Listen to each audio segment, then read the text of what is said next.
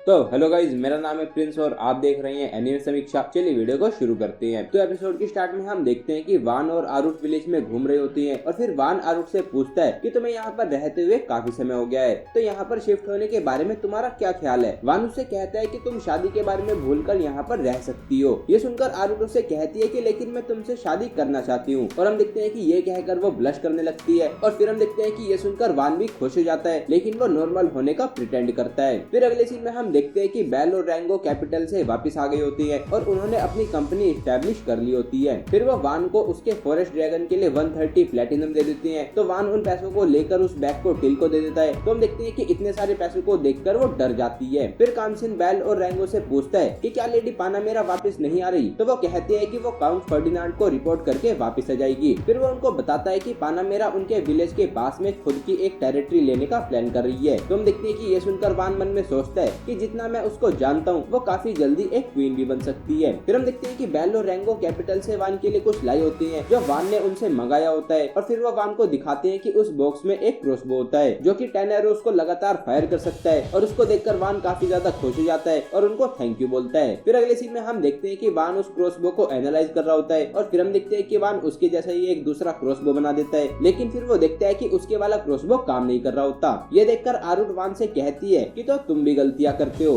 तो फिर वान उससे कहता है कि मैं भी हमेशा गलतियां करते रहता हूँ, आखिर मेरे मैजिक के अलावा मेरे पास और है ही क्या। ये सुनकर आरुट उससे कहती है कि ऐसा नहीं है, तुम स्वॉर्ड फाइट और पढ़ाई में भी काफी अच्छे हो, वो तो मैं हूँ जो कुछ नहीं कर सकती। तभी वान उससे कहता है कि इससे मुझे याद आया, तुम्हारा मैजिक एप्टीट्यूड क्या है। हम देखते हैं कि ये सुनकर आरुट काफी ज्यादा शॉक हो जाती है और फिर वो डरते हुए वान से कहती है कि मेरे पास मैरियोनेट मैजिक का एप्टीट्यूड है। हम देखते हैं कि ये सुनकर टेल और वान दोनों शॉक हो जाते हैं क्योंकि मैरियोनेट मैजिक को नोबल्स पसंद नहीं करते। लेकिन फिर वान आरुट से कहता है कि मैंने वो मैजिक कभी नहीं देखा, तो क्या तुम मुझे वो दिखाओगी। हम देखते हैं कि ये सुनकर आरुट शॉक हो जाती है और फिर हम देखते हैं कि वान एक डॉल बना देता है और आरुट से उसको मूव करने के लिए कहता है। तो हम देखते हैं कि आरुट उस डॉल पर अपने मैजिक का यूज करके उनको दिखाती है और उसे देखकर वो दोनों कहती हैं कि ये तो काफी अमेजिंग मैजिक है। फिर टिल उन्हें एक आइडिया देती है और कहती है कि हम लॉर्ड वान से एक डॉल बनवाएंगे और फिर हम सभी विलेजर्स को डॉल की परफॉर्मेंस दिखाएंगे, उन्हें इसमें काफी मजा आएगा। फिर ये सुनकर वान आरुट से कहता है कि क्यों ना हम वो डॉल जो मिथ्रिल और तुमने ढूंढी थी उससे बनाए। तो हम देखते हैं कि ये सुनकर आरुट उनसे कहती है कि मेरा मैजिक ऐसा नहीं है जिसको मैं शो ऑफ कर सकती हूँ। तो फिर वान उससे कहता है कि मेरा प्रोडक्शन मैजिक भी अनलकी समझा जाता है और मेरे फादर ने तो मुझे फेलियर भी बुलाया था, लेकिन फिर भी मैंने अपने मैजिक से काफी सारे लोगों को खुशी दी है, तो मुझे विश्वास है कि सभी विलेजर्स भी तुम्हारे मैजिक को देखकर खुश हो जाएंगे। हम देखते हैं कि ये सुनकर आरुट शॉक हो जाती है और मन में सोचती है कि मुझे लगता था कि मैं यूजलेस हूँ। और फिर वो वान से कहती है कि अगर तुम्हें ऐसा लगता है तो मैं ये ट्राई करूंगी। फिर अगले सीन में हम देखते हैं कि उन्होंने विलेज में एक स्टेज लगाई होती है और सभी विलेजर्स वहाँ पर इकट्ठा हुए होते हैं और फिर वान सभी लोगों से वहाँ पर गैदर होने के लिए थैंक यू बोलता है और फिर वो सभी से कहता है कि अब लेडी आरुट तुम सभी को अपने मैजिक का डेमोन्स्ट्रेशन देंगी। फिर हम देखते हैं कि आरुट अपने मैजिक का यूज करके उस मिथ्रिल की डॉल को खड़ा कर देती है और फिर हम देखते हैं कि ये देखकर लोग आपस में बातें करने लगते हैं कि ये तो मैरियोनेट मैजिक है, मैंने सुना है कि इसका यूज नोबल्स को असैसिनेट करने के लिए किया जाता है। हम देखते हैं कि ये सुनकर आरुट काफी ज्यादा सैड हो जाती है और रुक जाती है और फिर वान हमें बताता है कि मैरियोनेट मैजिक को क्रिमिनल्स का मैजिक भी बुलाया जाता है। फिर वान मन में सोचता है कि पक्का आरुट को काफी ज्यादा एंजाइटी हो रही होगी, उसे डर लग रहा होगा कि लोग कैसे उसे देखेंगे और कैसे ट्रीट करेंगे। लेकिन फिर हम देखते हैं कि आरुट देखते हैं कि वान काफी ज्यादा कॉन्फिडेंट होता है और ये देखकर वो हिम्मत करके फिर से उस डॉल को मूव कराना स्टार्ट करती है और फिर हम देखते हैं कि वो उस डॉल से डांस करवा रही होती है और हम देखते हैं कि वो डॉल से इतना ज्यादा अच्छे से डांस करा रही होती है कि सभी लोग उसे देखकर शॉक हो जाती हैं। फिर हम देखते हैं कि परफॉर्मेंस खत्म होने पर वहाँ पर एकदम से काफी ज्यादा शांति हो जाती है क्योंकि उस परफॉर्मेंस से सभी लोग काफी ज्यादा शॉक हो गई होती हैं। फिर हम देखते हैं कि वो सभी आरुट के लिए तालियां बजाने लगती हैं और फिर वान आरुट से कहता है कि तुमने कर दिखाया। तो हम देखते हैं कि आरुट उसको गले लगा लेती है और रोते हुए उसको थैंक यू बोलती है। फिर सीन चेंज होता है और कामसिन वान से कहता है कि रॉयल क्रेस्ट वाली एक कैरेज हमारी तरफ आ रही है। तो फिर हम देखते हैं कि वो सभी बाहर आ जाते हैं और हम देखते हैं कि वहाँ पर वो रॉयल क्रेस्ट वाली कैरेज होती है और वो देखते हैं कि वहाँ पर पानामेरा भी होती है। फिर वान पानामेरा को हाय बोलता है और फिर हम देखते हैं कि आरुट भी काफी कॉन्फिडेंस से उसको हाय बोलती है। तो ये देखकर पानामेरा वान से पूछती है कि तुमने ऐसा क्या मैजिक यूज किया जिससे लेडी आरुट इतनी जल्दी इतना बदल गई। वान उससे कहता है कि आरुट को अपने मैजिक में ज्यादा कॉन्फिडेंस नहीं था, तो मैंने तो बस उसे ये बताया कि उसका मैजिक कितना ज्यादा अमेजिंग है। फिर हम देखते हैं कि पानामेरा वान से कहती है कि झुक जाओ, तुम किंग की प्रेजेंस में हो।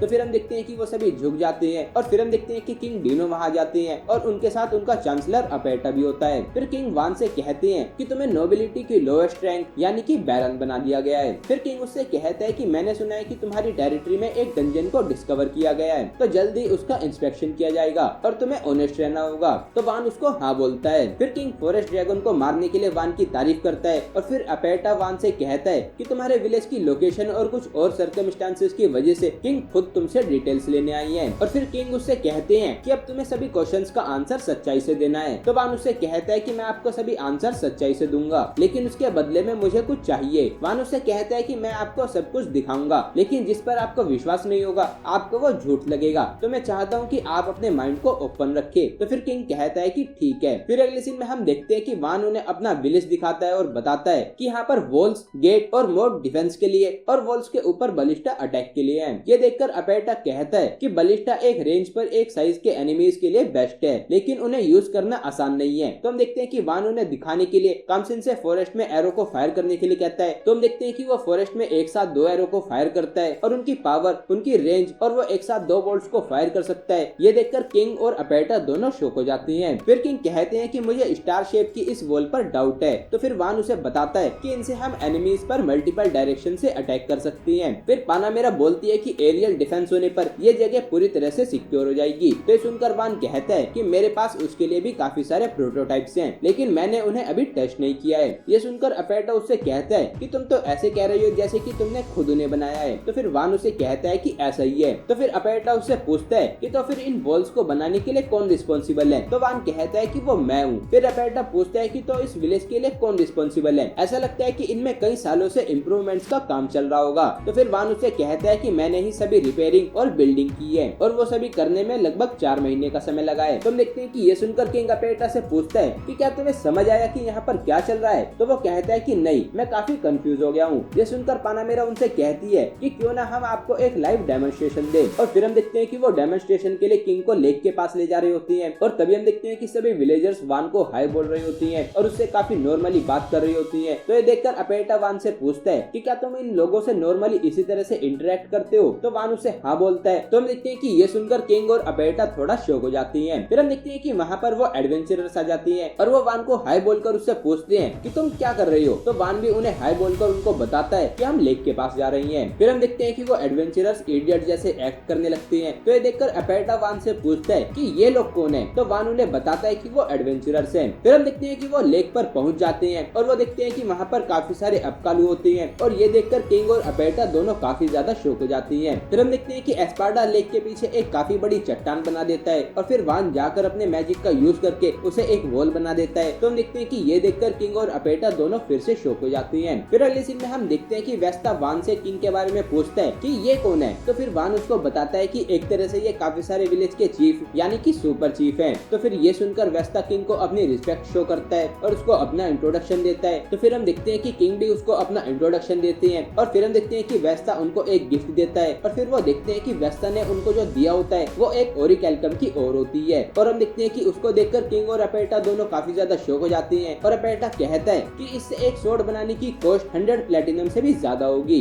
लेकिन फिर तभी हम देखते हैं कि वान उस ओरिकैल्कम से एक स्वॉर्ड बना देता है। तो ये देखकर किंग वान से पूछता है कि क्या तुम स्वॉर्ड भी बना सकते हो। लेकिन फिर हम देखते हैं कि वान ऐसे एक्टिंग कर रहा होता है जैसे कि उसने कुछ नहीं किया। ये देखकर किंग उससे कहते हैं कि तुम्हारी ऑनेस्टी के लिए मैं तुम्हें कोई भी प्राइस पे करने के लिए रेडी हूँ। तो ये सुनकर वान उससे कहता है कि तो फिर मैं चाहता हूँ कि मुझे कभी भी जबरदस्ती इस विलेज से ना निकाला जाए। किंग वान से पूछता है कि तुम्हें ये क्यों चाहिए। तो फिर वान उसे बताता है कि अगर मैं इस विलेज से निकल गया तो इन लोगों को प्रोटेक्ट कौन करेगा। तो हम देखते हैं कि ये सुनकर किंग उसकी बात को मान लेता है और फिर वो उससे कहते हैं कि अगर मुझे तुम्हारी मदद की जरूरत होगी तो मुझे तुम्हारे पास एक मैसेंजर भेजना पड़ेगा। तो वान उसको हाँ बोलता है। फिर किंग उससे कहता है कि मैंने डिसाइड किया है कि अब से मैं तुमको एक अडल्ट की तरह ट्रीट करूंगा। फिर किंग वान से कहता है कि मैं कैपिटल से ज्यादा समय तक दूर नहीं रह सकता, तो क्या अब हम डंजन को देख सकते हैं। तो वान उससे कहता है कि डंजन तक पहुंचने में 1 दिन लग जाएगा, तो क्यों ना हम उसे किसी दूसरे दिन करें। तभी हम देखते हैं कि वो एक आवाज सुनते हैं कि इमरजेंसी है, एक ड्रैगन आ गया है। तो हम देखते हैं कि वान सभी से डिफेंसिव पोजीशन लेने के लिए कहता है और फिर हम देखते हैं कि उन सभी के सामने वो ड्रैगन आ जाता है। लेकिन फिर हम देखते हैं कि एपिसोड यहीं पर एंड हो जाता है। तो गाइस ये था episode 9 of easy going territory defence by the optimistic Lord. अगर आपको ये वीडियो पसंद आई है तो वीडियो को लाइक कीजिए, चैनल को सब्सक्राइब कीजिए, प्रेस कीजिए बेल आइकन को। मैं मिलता हूँ आपसे नेक्स्ट वीडियो में।